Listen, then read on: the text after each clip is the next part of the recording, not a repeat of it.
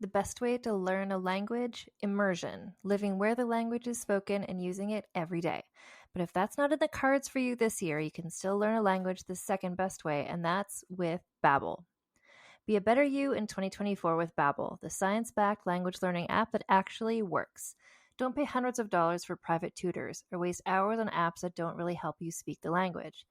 Babbel's quick 10-minute lessons are handcrafted by over 200 language experts to help you start speaking a new language in as little as 3 weeks. Babbel's designed by real people for real conversations. Babbel's tips and tools are approachable, accessible, rooted in real-life situations, and delivered with conversation-based teaching so you're ready to practice what you've learned in the real world. For instance, I've been using Babbel's convenient courses to help me learn basic conversational skills in German while I'm getting ready for a little trip I'm planning. It's not a language I'd ever studied before, but I find the lessons really easy and kind of like hand-holding me through learning a completely new language to me. And it's reassuring to know that with the help of Babbel, I'll be able to greet people, order food, and ask for directions without having to consult language apps while I'm in Deutschland. I'm still learning. Studies from Yale, Michigan State University, and others continue to prove Babbel is better. One study found that using Babbel for 15 hours is equivalent to a full semester at college. Babbel has over 16 million subscriptions sold. Plus, all of Babbel's 14 award-winning language courses are backed by their 20-day money-back guarantee. Here's a special limited-time deal for our listeners. Right now, get up to 60% off your Babbel subscription, but only for our listeners at babbel.com/vulgar. Get up to 60% off at babbel.com/vulgar, spelled BABBEL.com/vulgar. Rules and restrictions may apply. Hi, I'm Jennifer, a founder of the Go Kid Go network. At Go Kid Go, putting kids first is at the heart of every show that we produce. That's why we're so excited to introduce a brand new show to our network called The Search for the Silver Lining, a fantasy adventure series about a spirited young girl named Isla who time travels to the mythical land of Camelot. Look for The Search for the Silver Lining on Spotify, Apple, or wherever you get your podcasts.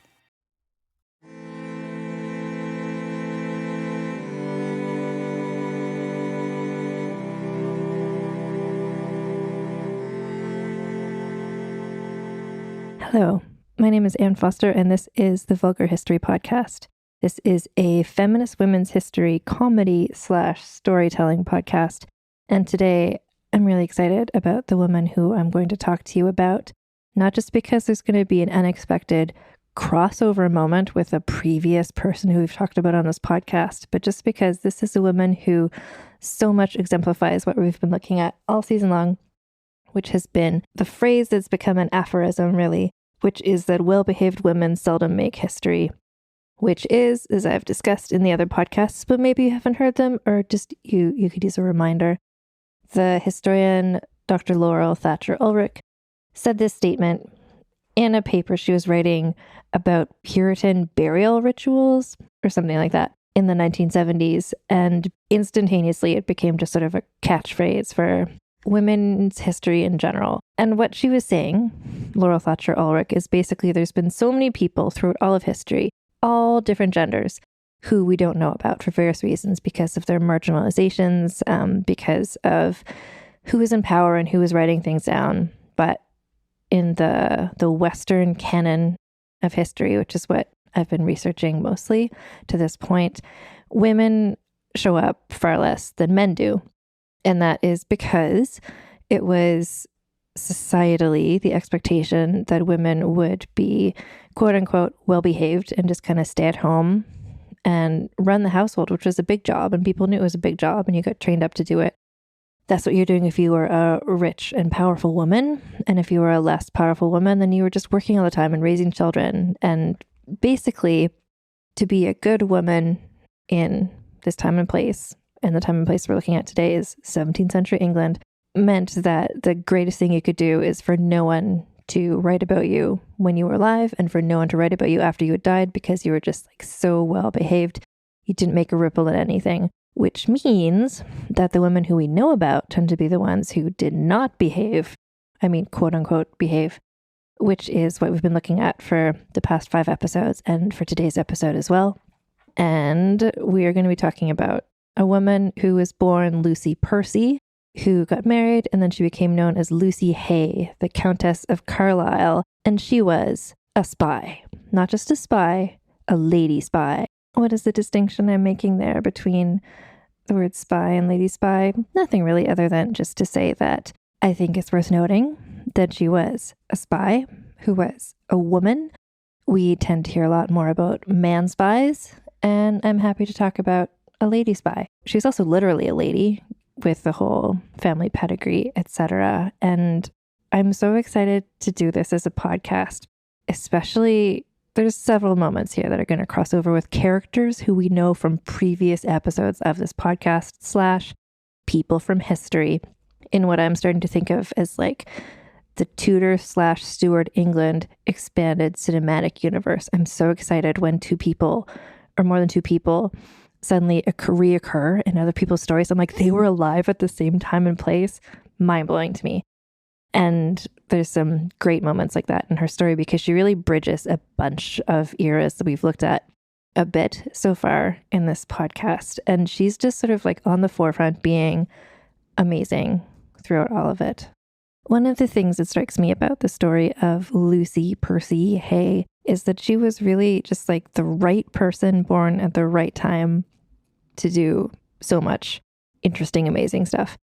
To her, she might think like, ooh, this is like, there's that other aphorism that's like, may you live in interesting times. And that's like a curse because when things are interesting, that also means it's chaotic and a mess and it's really stressful. This is where I think she was born at the right place, right time. Like, even if she was like, this is a bit much for me, like, spoiler, at one of the points where she is in the Tower of London, she might have thought like, okay, this is a bit much. But frankly, I think the amount of chaos surrounding her was like perfect because it allowed her to just thrive in this amazing way.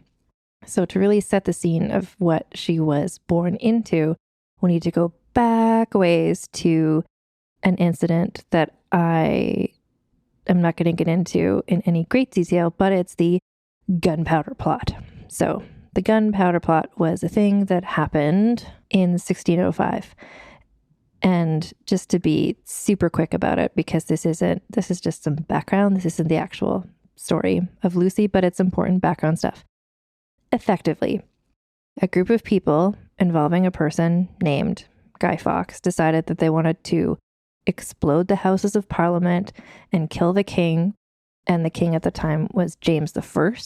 James I being the son of Mary, Queen of Scots.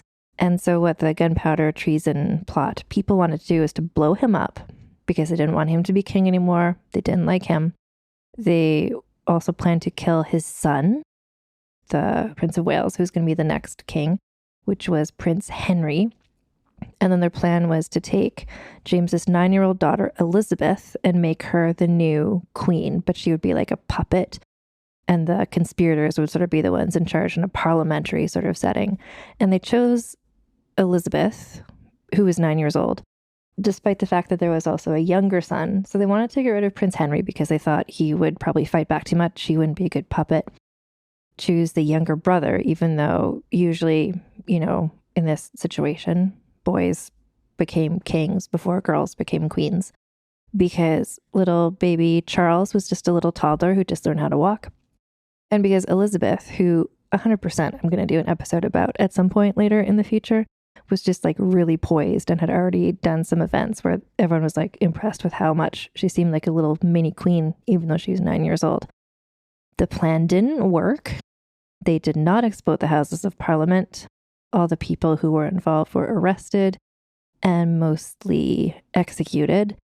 And one of the conspirators who was implicated, but not killed, was the father of Lucy Percy, who is a man named Henry Percy, the 9th Earl of Northumberland. So his thing is, he's got a lot of things going on. Firstly, he was known as the Wizard Earl because he did a lot of science experiments and was just a weirdo. So Dorothy and Lucy were both already born when the whole gunpowder scenario happened. Lucy, who's our main character today, so she's born probably around 1600, so like 5 years before the gunpowder plot. She has a slightly older sister, Dorothy, who was born probably a year or two earlier. And I mentioned Dorothy as well because the two girls they weren't twins, but they were so close in age and their lives were really, really connected all the time. And there really is sort of like Jessica Elizabeth Wakefield situation where Dorothy was very much the sort of like quiet, nice person who kind of the well-behaved. And Lucy was just sort of like this 17th century Jessica Wakefield type person who I'm so excited to tell you about. But basically, there were these two girls. They also had two younger brothers whose names were Algernon and Henry. But basically, in the year 1605, gunpowder plot happened. Their father was involved in it. But the thing is that he wasn't directly involved in it. So he was charged with knowing about it and not notifying the authorities, but not of actually having done anything. So he wasn't executed. Instead, he was sent to live in the Tower of London, where he was put in jail for 16 years. And he was really rich. This is a sort of situation where we've had a couple people like this in the podcast before, where you're a rich person and you're in the Tower of London. It's not like, oh no, I'm in a jail cell and this is miserable and horrible. It's more like, okay, I'm rich, I'm in the Tower of London. So what I'm going to do is I'm going to pay off all the guards. I'm going to build this all up so it'll be like this luxury apartment for myself. I'm going to have servants. I get to go stroll around the grounds every day. And he's the Wizard Earl, so he's like also doing his science experiments, etc. So this is the situation. He's off being the Tower of London, just kind of, I don't know, like living his best life. Meanwhile, his four children, so the two daughters, Lucy and Dorothy, and their brothers Algernon and Henry, are off sort of, being raised by effectively a single mother. Their mother's name, also Dorothy. Oh, side note. So their mother is Dorothy Devereux, who I need to, just so we get the lineage straight here, was the daughter of Lettice Knowles, great-grandnieces of Anne Boleyn. And so there's this family, just like every family, sort of like, again, to take it back to Sweet Valley High. If you've read or are familiar with the Sweet Valley High sagas, which are these amazing books I loved when I was a kid, I recommend them heartily to you now. I'll put a link in the show notes. But basically, they're books about how every generation, there are basically these two twins who are sort of like Jessica and Elizabeth. And it's like, what were they like in the Roaring 20s? What were they like during the Great Fire of San Francisco? Just every generation, the same situations kept coming up time after time, and they kept not working out right, or whatever. Sometimes they did. In the Anne Boleyn family lineage, it's like every generation there was some sort of Anne Boleyn type person who was just like amazing and took the world by storm. And in this generation, that person was Lucy. So her father is in jail. Lucy and her siblings are just kind of being raised basically free range, which was the style at the time. If you were rich, you just sort of like let your children, they go to classes and stuff, but their mother wasn't like hands-on with them or whatever. And also the thing is that her parents did not like each other very much because the Wizard Earl was, as it turns out, a nightmare person. And so his wife, Dorothy, she was kind of better off without him, basically. Like, she half-heartedly would sometimes like write some appeals to the monarch being like, can you maybe let him out of jail or whatever? But she didn't. She was kind of better off without him. The two of them were just sort of, really the situation worked well for them, basically. And so Lucy and Dorothy would go to visit their father sometimes in the Tower of London / his luxury apartments he had made for himself there. And this is kind of what was going on in the world for the first part of everybody's lives. So the thing is that Lucy and Dorothy were sent to court to be, presented as young, eligible young women. And the thing is, they were both gorgeous. Like, sometimes you hear that about people from history and you look up their portraits, and without the context of their personality or their charisma, you're like, okay, sure. But like, with Lucy and Dorothy, especially with Lucy, you're just like, oh man, like, she is gorgeous.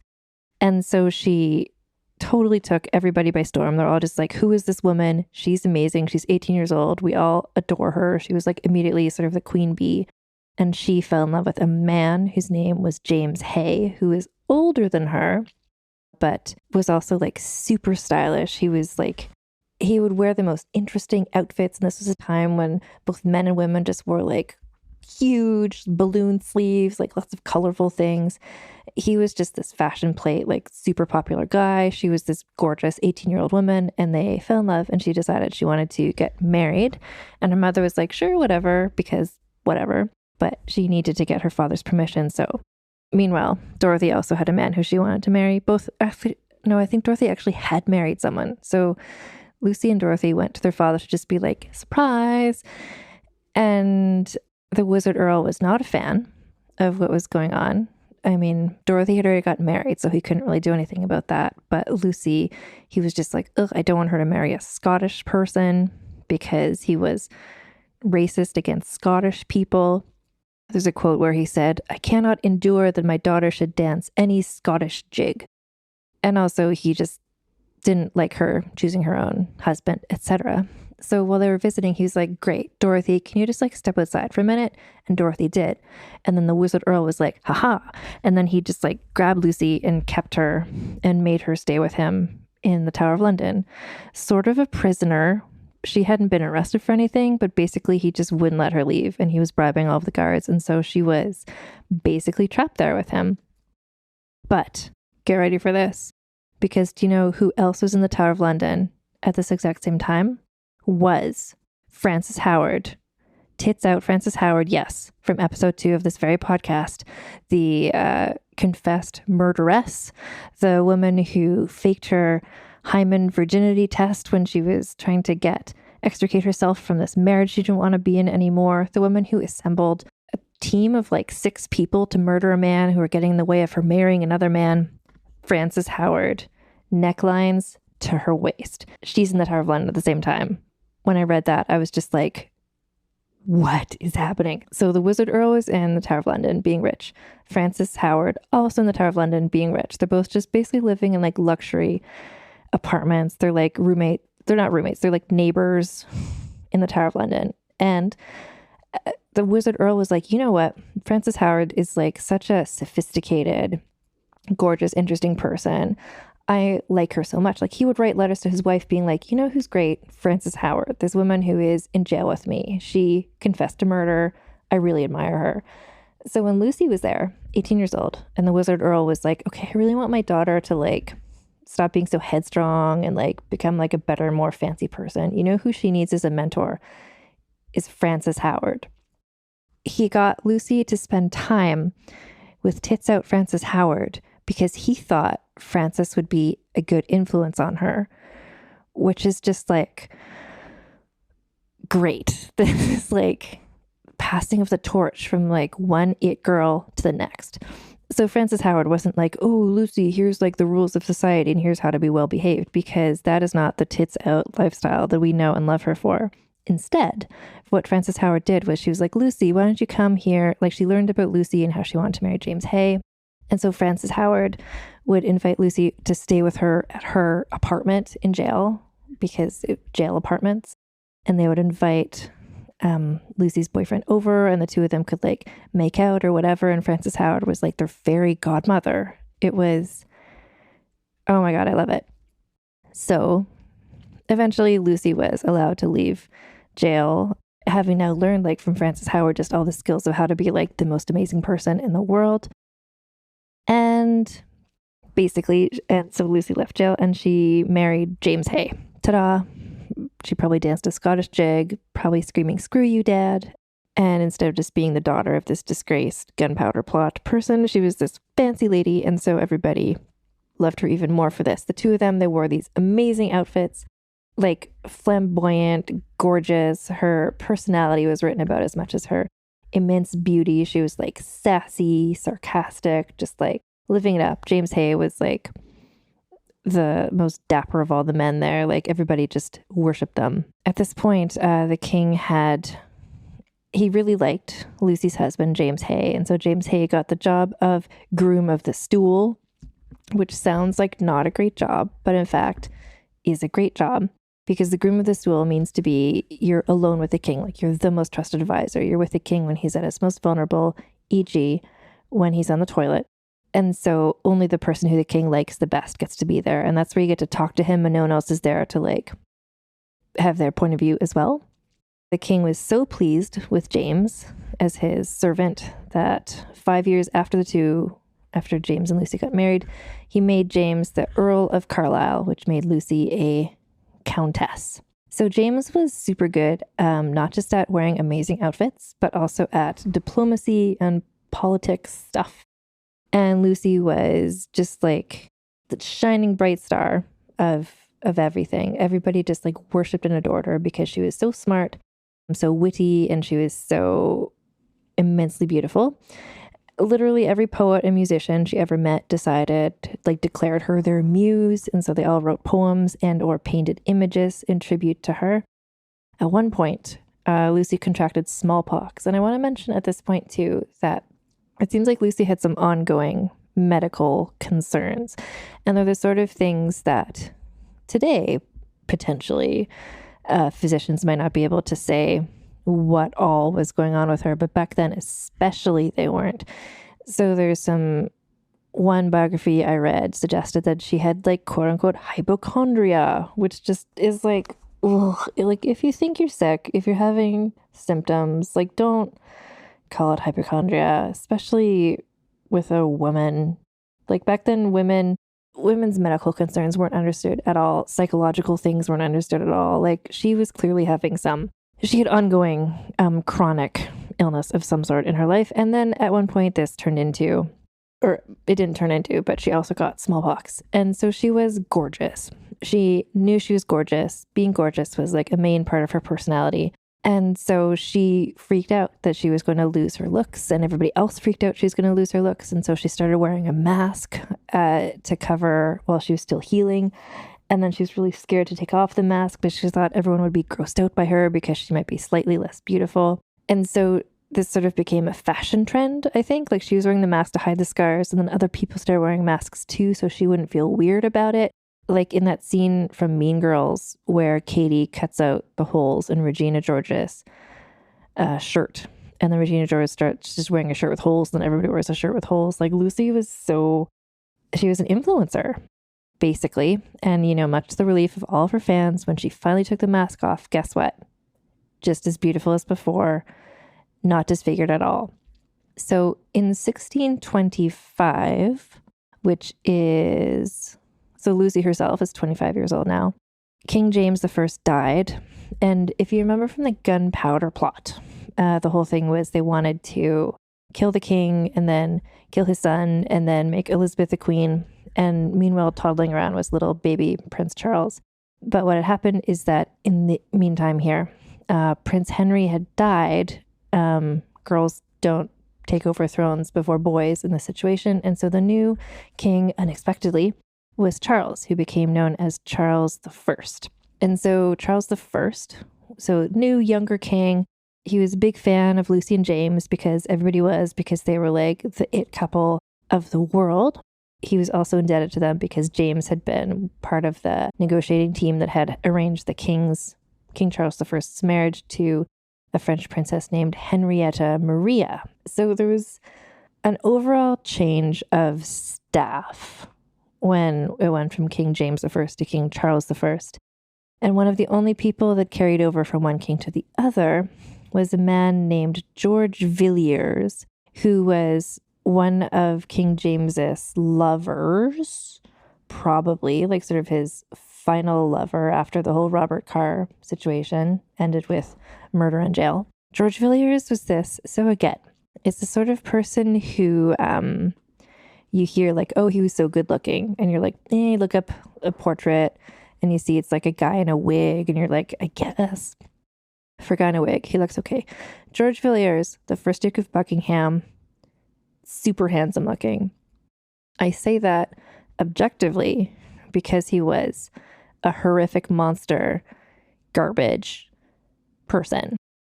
He was awful. He was the worst. He was horrifying. And he was a lover of King James I, allegedly. And then even though most of the other advisors sort of like were swept away, he stuck around because he had sucked up enough to King Charles I that he became King Charles I's advisor as well.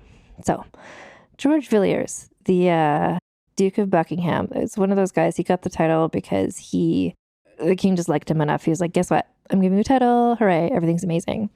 Okay. So he's the sort of guy, George Villiers, first Duke of Buckingham, who would be like, not just like a womanizer, but basically serial rapist situation where he would find a woman who he thought looked pretty or whatever, or who he wanted or whatever. And so he would go to her house and then bribe all of her servants to go away, and his servants would stick around, and then he would basically rape her and then sometimes make her be his mistress. Was kind of his MO. This is what he did. And so Lucy Hay's husband, James, was sent away to be like an ambassador somewhere. He was sent out of town. And while he was out of town, George Villiers was like, oh, she's like the most gorgeous, beautiful woman here. She's like amazing. And the two of them become involved. And so I don't want to necessarily say that this was against Lucy's will, but also, did she consent to this? It's a big old gray area. But basically what happens is the two of them become involved for several years. Buckingham is so powerful at this point, George Villiers, aka Buckingham. Side note, this is what makes it so challenging to me personally to read the books about this, because everybody has a name, a last name, and then also a title. And you need to remember not just the person's name, but also their title. Anyway, George Villiers, Duke of Buckingham, was the most powerful person other than the king, basically, because he was so slimy. Like, again, it's just like a Littlefinger scenario. He's like a more powerful, grosser Littlefinger. I can't believe that in the course of doing these stories, Littlefinger is like the least gross option. Anyway, so he convinced the king to send James Hay away so that Lucy Hay would be on her own, and then they became involved. And so this could be a situation where Lucy was like, I see how this could be good for me, and she's into it. It could be a situation where Lucy is like, well, this is happening, might as well make the best of it. I'm not sure. But basically, the two of them become involved, and because of their involvement, Lucy gets some benefits to her personal life. So she became named Lady of the Bedchamber to the Queen Henrietta Maria. And this is like the woman version of Groom of the Stool. So it's basically the highest role a woman could have at court. And Lucy and Henrietta Maria did not always see eye to eye, but they became quite close. And so George wasn't just like doing a solid favor for this woman who he had forced to become his mistress, or who had wanted to become his mistress, the woman who was his mistress. And now we're just going to take a break for a word from our sponsors. As a podcast network, our first priority has always been audio and the stories we're able to share with you. But at Realm, we also sell some pretty cool merch, and organizing that was made both possible and easy with Shopify. When you think about successful businesses like Aloe or Allbirds or Skims, an often overlooked secret is the business behind the business that makes selling and, for shoppers, buying simple. For millions of businesses, that business is Shopify. That's because nobody does selling better than Shopify. It's the home of the #1 checkout on the planet. And the not-so-secret secret that's definitely worth talking about is that Shop Pay boosts conversions up to 50%. That's more happy customers and way more sales going. If you're hoping to grow your business, your commerce platform better be ready to sell wherever your customers are scrolling or strolling, on the web, in your store, in their feed, and everywhere in between. Businesses that sell more, sell on Shopify. Upgrade your business and get the same checkout we use with Shopify. Sign up for your $1 per month trial period at shopify.com/realm, all lowercase. Go to shopify.com/realm to upgrade your selling today. Shopify.com/realm.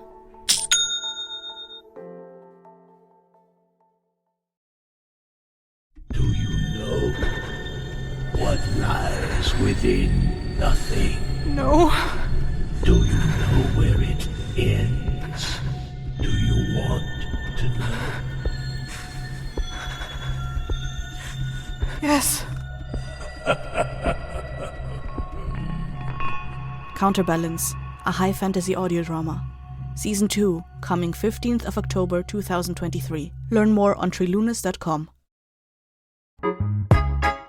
People often look at me with confusion when I ask them what their only one in the room story is. They think it has to be like mine, where I went to a 600-person event and discovered that I was the only Black person there. I know. Horrifying, right? Hi, I'm Laura Cathcart-Robbins, and I am the host and creator of the podcast Only One in the Room. Every week, my co-host Scott Slaughter and I invite you to join us for an hour and lose yourself in someone's only one story. This podcast is for anyone who has ever felt alone in a room full of people, which is to say that this podcast is for everyone. And we're back. George basically wanted to put her there because that meant that Lucy could keep an eye on the Queen, and then Lucy could report back to him so he, George, would know what was going on so he could scheme better. But the thing is that Henrietta Maria, the Queen, was she was no fool. She could see what was going on because part of what was going on was also that George Villiers was likely setting up Lucy to become the mistress of Charles I, and Henrietta Maria didn't want that. She didn't want to be friends with a woman who's basically being sort of sex trafficked to her husband. The whole thing is just if we're just see this all as a snow globe of just everyone is terrible and sort of using each other horribly, but they're all stuck in this snow globe and you have to make do. They're all kind of doing the best they can, except for George Villiers, who's just a grosso monster. So Henrietta Maria and Lucy, they have this on again, off again friendship. At one point, Henrietta Maria presented a petition to her husband to get rid of Lucy, which is very Tracy Flick of her. But Charles also did not take Lucy on as a lover, as far as we know. And eventually Henrietta Maria was okay. She stopped being quite so wildly jealous and she came to become fond of Lucy. And so, this sort of was only good things for Lucy because being the best friend of the Queen meant that she got to continue to be just the gorgeous, most popular woman at court, inspiring yet more poets and musicians to write odes to her and to adore her. So we're going to get to the spy stuff real soon, but just bear in mind that this is just Lucy Hay living her life. She's just so smart and so capable and so interesting. And she's not really given any outlet to use her talents except just courtly intrigue. And she's being the best at courtly intrigue. She's becoming best friends with the Queen. She's sleeping with George Villiers. She is with George Villiers and she's making a good deal out of it, even if that wasn't what she wanted to be doing. She's married to James Hay. She's doing well, but there's not a lot of opportunities for her to really show what she's made of, basically, because we've gotten past the gunpowder plot scenario. But if you know your British history, you know that we are inching ever closer to the whole Oliver Cromwell overthrowing the monarchy scenario. But we need to take just a brief detour right now into the land of the Three Musketeers, literally the book, The Three Musketeers. So thanks super much, by the way, to my friend Annika for helping to explain this plot point to me, because basically what happens is there's a character in the Three Musketeers books called Milady de Winter, who is this amazing lady spy. And part of her story was inspired. Alexandre Dumas, the author of The Three Musketeers, found some documents that are explaining some stuff about Lucy Hay. And so he took little pieces of that to make this badass character, Milady de Winter. And the main thing that he borrowed from Lucy's legend is a story that, because there's already a thing called the Affair of the Diamond Necklace, we can't call it that. That's a past episode of this podcast. You can learn about that. That's the whole Jean de la Motte situation. Lucy and George Villiers are lovers, but George Villiers is not monogamous in his being lovers with her. He's also married to someone else. He's just overall scum of the earth, dirtbag guy. And he also had a huge crush on the French queen, who is named Anne of Austria. And so Anne of Austria was into it. And so she gave George, this is where it gets a little confusing, a diamond necklace, I think. So the French king gave Anne of Austria this diamond necklace that was comprised of 12 jewels. And so in some translations, it calls it 12 studs. So some people think that they're talking about earrings, but I think they're talking about individual jewels on a necklace tied together with a ribbon, because that is how jewelry was put together back then, apparently. So Anne of Austria, like George Villiers, she thought he was so good looking, and he was, objectively speaking, even though inside he was just like a gross monster of a person. And so she gave him the diamond necklace her husband had given her. But I think that wasn't just like, here's a necklace, George, you can wear it. I think it was like, here's some diamonds, you can like whatever with them. I don't know, get money for them or something. Anyway, so this part is unclear to me as to what is true and what is just part of the Three Musketeers story. So I'm going to like exclude the whole Cardinal Richelieu of it all, because I don't 100% understand what his dealings were in the actual real life story. But in the actual real life story, what happened is that allegedly Lucy was tasked with getting the diamonds back from George to return them to the Queen so that the king wouldn't find out that the Queen had given them to George. You might need to like diagram that out for yourself or something. So basically Lucy, who is just like this kind of bored woman with like these amazing spy skills and nothing to do with them, she's like takes on this job to steal these diamonds back from George. So it becomes this whole sort of like jewel thief scenario where Lucy needs to steal the diamonds back from George without him noticing and get them back to Anne of Austria so that her husband doesn't know that she's given them to George. It's all sort of like she needs to steal the diamonds from one place, bring them back to another place. And who knows if it happened or not, because this is the other thing about researching a woman in history. There's not always a lot written about them, but when you're researching a woman who's also a spy, who's really good at being a spy, a lot of what she did is extra not written down.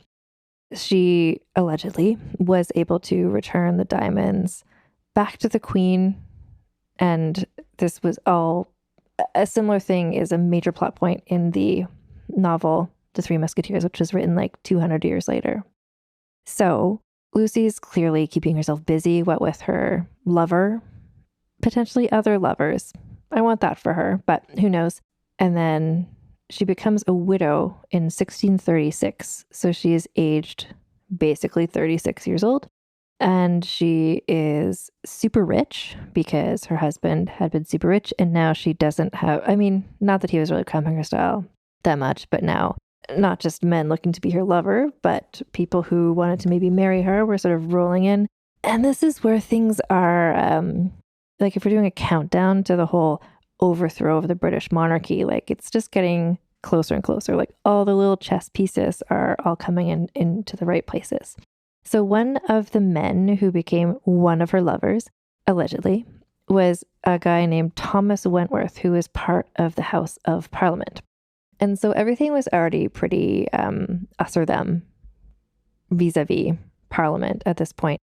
Effectively, and this is not a part of history I've studied very much at all, but from what I understand, the royal family to this point in England had been very absolute monarchy. Like they got to decide everything, and the Parliament just kind of like stamped and was like, sure, that's great. But the Parliament wanted more and more powers, and the king wanted to not give them the powers. And so there were these two factions. There were the people who supported the Parliament and the people who supported the royal family.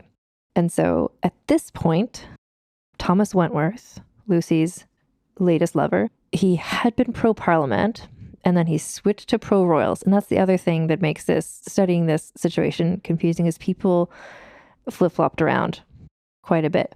But basically, being pro-royal family became an increasingly unpopular way to be, and eventually Thomas was arrested and sentenced to death. Lucy kind of saw which way the wind was blowing, and so she just sort of delicately removed herself from the situation. Because if you remember what happened to her father, R.I.P., the Wizard Earl, he died a bit ago, just living his life. Not gross in the same way as George Villiers, but also just like not a great guy. Anyway, Lucy had seen how her father was sent to jail for 16 years just for being friends with somebody who did something possibly treasonous, so she wasn't going to let Thomas bring her down. So she sort of just like backtracked out of Thomas Wentworth's life. Is kind of like, Thomas Wentworth, what? I don't know that man, etc.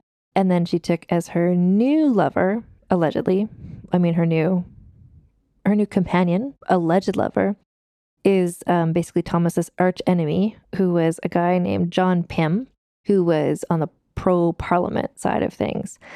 And so at this point, like, you're just like, she can't stop herself, and it's kind of amazing. So her career as a secret double agent / spy kicks into high gear. She was sharing information from the king to Pym and the other parliamentarians. At one point, crucially, she told them that the king was onto them and he's going to arrest them. And her warning them meant that they had time to escape. So that was sort of, keep that in mind later when we're talking about her significance. So her advance warning allowed them to escape.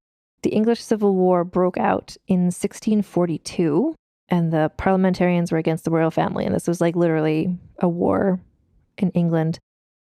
So Lucy, at this point, was very much caught in the middle of this whole situation. Because of her relationship with Pym, and because of how she just helped him out, like, it seems like she was more on the parliamentary side than the royal side, but she kind of held her cards close to her chest. Like, even to this day, it's unclear, like, literally to historians studying her now, like, which side her allegiance was truly on. And I kind of think she was just team chaos. She just liked going back and forth and maybe didn't really have an allegiance either way. But basically, as the war progressed, the pro-parliament side, which she had been seemingly a member of for a while, like, basically both sides thought she was on their side pretending to be on the other side, but she was kind of on both sides, kind of on neither sides. And I mean, she's doing stuff like, she was writing letters, she was like housing people for secret meetings, she was like writing letters in code, she was using like invisible ink, like she was doing amazing stuff, and she was like fully involved in the whole thing. And so part of why she was able to do as much as she was able to do, all the men were suspicious of all the other men, and no one was really suspicious of the women. And Lucy was known for being clever and beautiful, etc. But she was also sort of seen as this sort of like vain, sort of self-absorbed, selfish person. You know, this woman who wore the mask for so long when she had the smallpox scars, and no one really took her seriously, which she used to her advantage, like all good lady spies. Oliver Cromwell is this guy who, like, King Charles I was taken. His head was chopped off. Oliver Cromwell became the new sort of head of England, but not the king. And his faction was just becoming more and more sort of like fanatically Puritan, and that was just not Lucy's style at all. And so she seems to have like fully decided at this point to become a spy for the team royals. And I totally forgot to mention that well before this was all happening, just FYI, like, this was even before Lucy was widowed. George Villiers was, in fact, murdered by a disgruntled army officer. So if you're just wondering why he isn't in the story anymore, he basically was killed for being a horrible person, FYI. So English Civil War is happening. Lucy is doing stuff like she's raising funds for the royal family by selling jewelry, but she also took on a role as sort of a messenger between her frenemy, Queen Henrietta Maria, in exile, and the royalists who supported their side. So with the king being dead at this point, oh, and side note, the children of Charles I were being raised by Lucy's sister, Dorothy, for a while, because she was like a trusted person. So Dorothy is still, like I mentioned before, that they were so close to each other, and they were, and there's not a lot of space in this podcast to get into that whole situation. There's another book I'll recommend to you that talks about that a bit more. But basically, Lucy, every time something tragic happened to her in her life, she gave birth to a child who died. She fell ill a number of times. She always went back to be with her sister Dorothy. Like, she and Dorothy were like super tight, super close. And Dorothy was sort of like keeping the home fires burning while Lucy was just running around being an amazing lady spy. Anyway, so about 2 months after Oliver Cromwell became the head of the New England, Lucy was arrested for her working for the royal family, and she was imprisoned in, guess where? Tower of London, the same place where she had been held by her father when she was 18 years old. But now it wasn't things were different now. She didn't have like a luxury apartment situation, not like when she was being mentored by tits out Frances Howard. She was just sort of there. It was depressing. It sucked. And she had these health problems for a while, quote unquote, hypochondria, which could be so many various different health problems that can occur to a woman, and being held in a shitty jail cell in this kind of stressful situation where you might be killed at any point didn't really help with her health problems. So even in there, even though she was having these health problems, she still toughed it out. She was interrogated, but she never gave up any information because she was tough as nails. She wrote secret letters in code back and forth with with Prince Charles, who was the kind of the figurehead for the royalist cause, because King Charles I had been executed. His son, Prince Charles, was in exile, and so Lucy was communicating with him. She used her brother as an intermediary and some of the other guards as well, because she was able to charm them.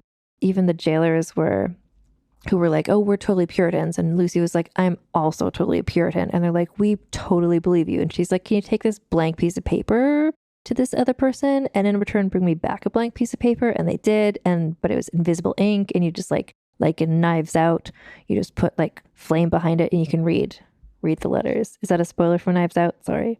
She was in jail for 18 shitty months, but she kept scheming even while she was in there. And she was released from prison basically on parole at the end of this. She was actually released to go and stay with her sister Dorothy. The country was still under the control of the parliamentarians, but Lucy was at this point just seemingly, I don't know if she's a spy, but she seemed to be supporting the restoration of the monarchy.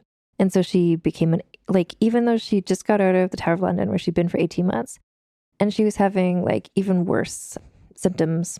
She wasn't able to do so much, like in the field running around lady spy work, but she did a lot of work behind the scenes, helping arrange things for people, writing letters, etc. And she was instrumental in helping to eventually restore Prince Charles to the throne, where he became King Charles II. So on May 1660 was when the restoration of the monarchy officially happened. And then 6 months later, Lucy passed away, aged about 60 years old. To learn more about this whole situation, which there's so much I didn't have time to get into here because this is just one little podcast, but just trust me, there's lots to know. So there is a book that is called Court Lady and Country Wife by Leda Rose Betcherman, which is where I learned a bunch about Lucy and also her sister Dorothy. And then the book about lady spies is called Invisible Agents, Women and Espionage in 17th Century Britain by Nadine Ackerman. So it's literally about women spies in 17th century Britain, and it talks about Lucy Hay quite a bit, obviously. And it's time to get into the scoring of it all. So, Lucy Hay, Scandaliciousness. This is interesting. We've got the 18 years old, going to get married. Her father keeps her in jail, mentored by tits out Frances Howard, gets married, takes a lover, or is taken as a lover, or somehow is able to co-use George Villiers and not be destroyed by him, but actually to use it to her advantage, to spy on the Queen, then takes the two parliamentary lovers. Her scandaliciousness is pretty high, I have to say. I'm going to give her, I think, a 7 for scandaliciousness. For scheminess, flat out 10. I mean, she hatched even more schemes than we'll ever know about because she was so good at them. She was a spy, and we'll never find out what she did because she was so good at it. I mean, she, like, all of her schemes, like, at first it was just sort of like high schoolish stuff, just like scheming about like who will be her lover, or like spying on the Queen and stuff, and just like wearing the best outfits, etc. I want to mention also, in part of my research, I found out that in around 1620, there was a fashion craze of women dressing sort of masculine, to the point where some women even like chopped off their hair in sort of like a 1920s moment, like a bob moment. Like they were wearing like leather, like to the elbow, sort of like workman's gloves with their dresses, and Lucy Hay was all over it. Anyway, She's amazing. Style is not one of the things. But anyway, her scheminess was unsurpassed. I think she had countless numbers of schemes, and it seems like they were all amazing. Significance. Like all good spies, we don't know exactly how many things she did. We do know that she passed along that message to Pym that made it so that the parliamentarians weren't arrested by the king, which ultimately isn't what she wanted because she seemed to switch sides to the royalists. But if she hadn't passed along that message, the royalists could have been stopped, and then the whole Oliver Cromwell situation might not have happened, which was like a pretty substantially important thing that happened in English history. At the same time, she wasn't like the queen of a country who like took over another country or something. But the significance, I think we don't know exactly what she did, but the behind the scenes significance feels pretty high to me. I'm going to give her a 6 for significance. And then the last category is the sexism, quote unquote, bonus, or how much did being a woman hold her back? And this is like similar to some of the other women we've looked at. I feel like she saw that she's living in this misogynistic, patriarchal culture. And she was like, okay, this is what's going on. And I am going to find a way to like lean into this and twist it around and use it to my advantage. Like she's sort of like a Scarlet Pimpernel situation where if she just like played up the fact that she was this sort of like vapid, silly person, nobody would suspect she was secretly this amazing spy. So it's almost like she used sexism to her advantage. I don't know if it was a detriment to her, except for the whole father putting her in jail thing. Well, and the whole George Villiers potentially forcing her to be his mistress. I am going to give her a 5 for the sexism bonus. So the total then, this looks pretty good for her. Let me see, 17, 28 is her score, which actually is the second highest score of the whole season. Elizabeth Bathory got 29, Lucy Hay 28, Jean de la Motte 27, Frances Howard 26, and then Carolina Brunswick and Mary Toft both tied at a 20. These have been some scandalicious stories we've been looking at this season. So I want to let you know that this is the 6th and final episode of season 1 of Vulgar History. But don't be sad because season 1, the theme was Will Behave Women Don't Make History podcasts. There is going to be season 2, numerous more seasons after that, each with their own fun theme. But we're going to take a little break now for the holidays. But I do have some announcements to give you, including the fact that if you join the Patreon, I'm going to be doing, I think, between now and now in season 2, I'm going to be posting some mini episodes. And so they're going to be called, So This Asshole. And they're going to be sort of like 5-10 minutes just looking at some of the assholes from some of the stories that we've been looking at this season. For instance, from this one, it'll be like a little look at George Villiers, monster human. Maybe also looking at the Wizard Earl. What was his deal? If we're looking back at some other episodes, Nathaniel St. Andre, thirsty bitch who lived for drama. Basically, there's going to be short episodes because I'm not a men's historian. There's lots of people who do that. I'm a women's historian. But some of these assholes, like, just explaining kind of what their deal was, I think sort of helps fill out the story of these women and what they were up against. But the women, they get the full hour episodes. So This Asshole, 5-10 minutes, mini episodes. And so you can find my Patreon, which is at patreon.com/AnnFosterWriter. There's other places where you can find us. So Vulgar History is on Instagram. We are on Twitter. Both of them are at Vulgar History or Vulgar History Pod. This podcast is now on, I think, most of the podcast apps. So it would be awesome if you could subscribe and rate and review, as people say, on other podcasts. And I'm going to be working on the mini episodes. I'm going to be finalizing plans for season 2 coming up pretty soon. So if you follow me on social media or on the Patreon, you can get updates on that sort of stuff. I also do lots of writing. You can find my writing at annfosterwriter.com. And then I've also made some merch. I made a different product for each episode this season. The one for the Lucy Hay episode is just a picture of her. And then just sort of covering her eyes, it says, Lady Spy. because she was just an amazing lady spy. And I love the fact that we'll never truly know everything about her because she was a good lady spy. This is Vulgar History, and my name is Anne Foster, and I'll see you for season 2. Vulgar History is hosted, written, and researched by Anne Foster and edited by Christina Lumagi.